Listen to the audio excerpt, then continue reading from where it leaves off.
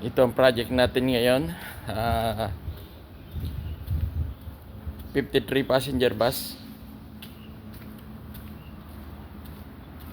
Nag-stop ang makina niya. Ang makina niya ay 60 series Detroit diesel.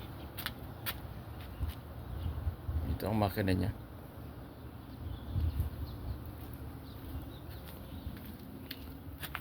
Nung isang araw, kapapalit lang natin itong fuel pump.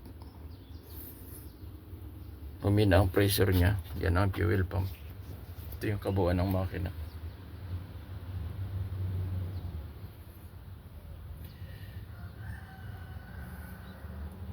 Ayaw niyang umandar. Chinek natin ang crankshaft sensor, saka camshaft sensor. Chinek din natin itong fuel papuntang, itong galing sa computer box papunta sa injector. Walang supply, walang power. Chinek din natin yung papasok na power papuntang computer box. Iyan ang kabuuan ng computer box ng bus na ito. Detroit Diesel Electronics Control.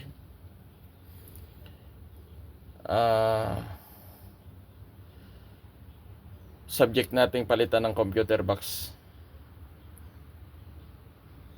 kasi nilagyan natin ng diagnostic. Hindi natin ma-pinpoint sa diagnostic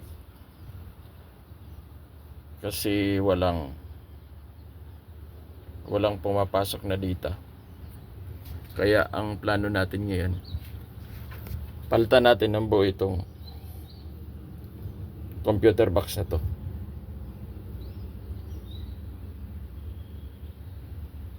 Baka yan ang major na problema.